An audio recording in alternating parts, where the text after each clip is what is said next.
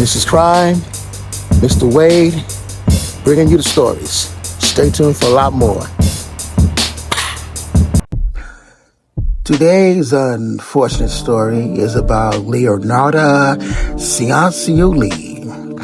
She was an Italian serial killer, better known as the soap maker of Correggio. If you haven't already, go ahead and subscribe. If you haven't already, go ahead and like our channel. Let's begin the unfortunate story of Leonarda Cianciulli. Leonarda Cianciulli was born in Montello al Vidino, in what is known as the Kingdom of Italy.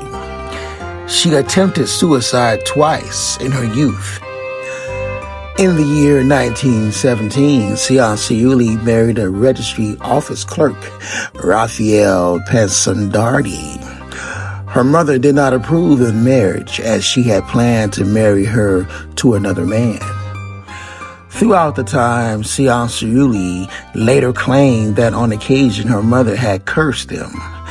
In the year 1921, the couple moved to Pensandardi's native town of Lauria Pontazia, where Cianciulli was sentenced and imprisoned for fraud in the year 1927. Cianciulli and her husband moved numerous of times.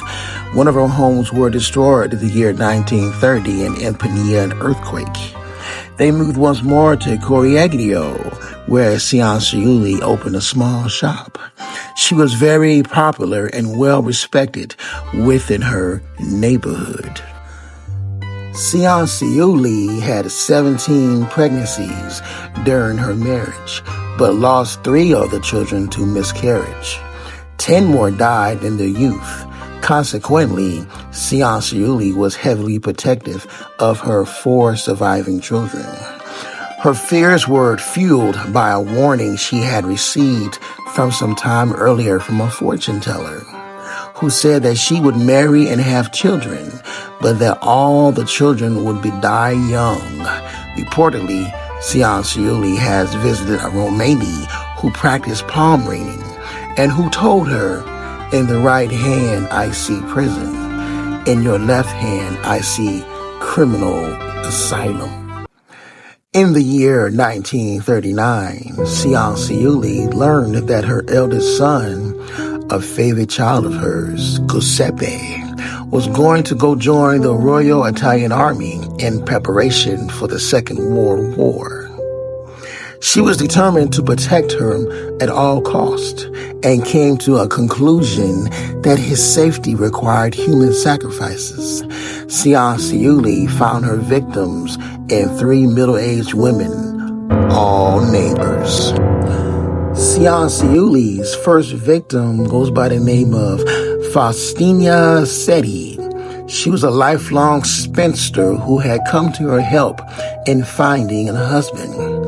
Cianciulli told her of a suitable partner in Paola, but asked her to tell no one of the news. She has persuaded Setti to write letters and postcards to relatives and friends.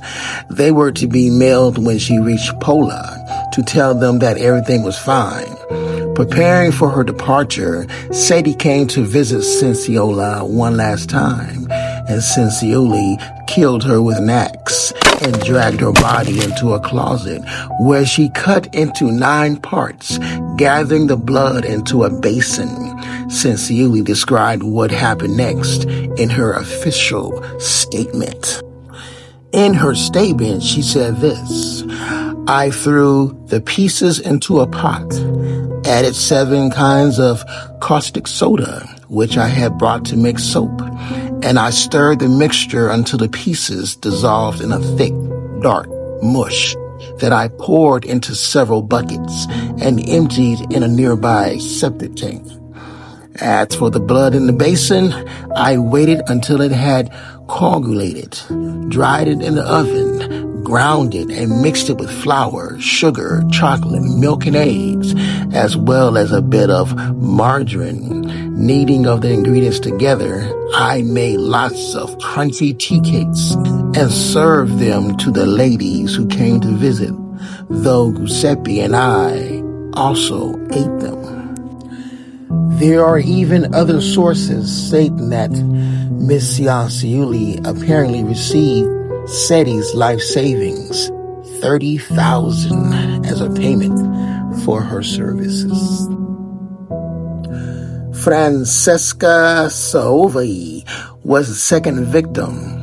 Cianciulli claimed to have found her a job at a school for girls in Placenza. Like with Setti, Cianciulli persuaded her to write postcards to be sent to friends, this time from Correggio, detailing her plans. Also, like Setti, Saovi came to visit Cianciulli before her departure. Miss Cianciulli gave her drugged wine and killed her with an axe. The murder occurred on September 5th of 1940. Cianciulli disposed of the body in the same way as Setti's and is said to have obtained another $3,000 from her second victim. Cianciulli's third and final victim was the widow Virginia Cacioppo, a former soprano said to have sung at La Scala. For her, Cianciulli claimed to have found work as the secretary for a mysterious impresario in Florence. As with the other two women, Cianciulli instructed her not to tell a single person where she was going. Miss Virginia agreed, and on September 30th, the year of 1940, she came for a last visit to Cianciulli.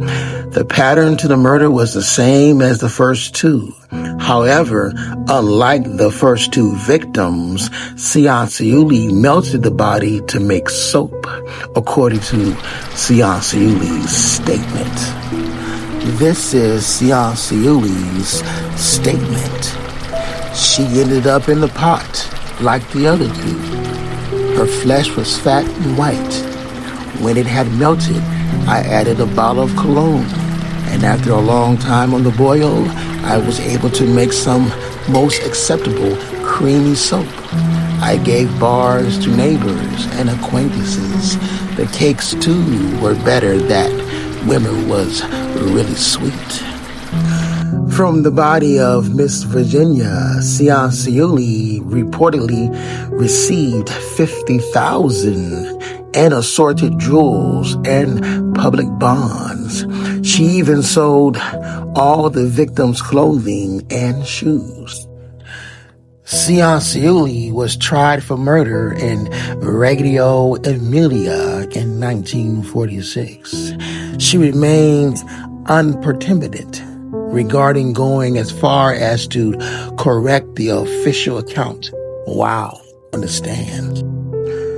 At the trial in Reggio Emilia, Leonarda Cianciulli was gripping the witness stand rail with oddly delicate hands and calmly setting the prosecutor right on certain details.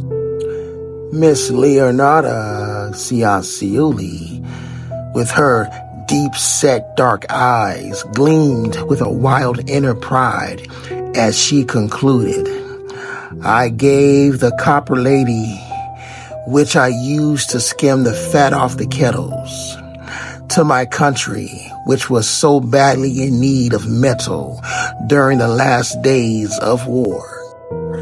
Cianciulli was found guilty and sentenced to 30 years in prison and 3 years in a criminal asylum. She died of cerebral apoplexy in the Women's Criminal Asylum in Pozzuoli on October 15th in the year of 1970. I hope you guys enjoy this unfortunate story of Leonarda Cianciulli and her 3 victims. I'm Mr. Wade and Mrs. Crime. Tombstone Whispers brings it to you. Until then.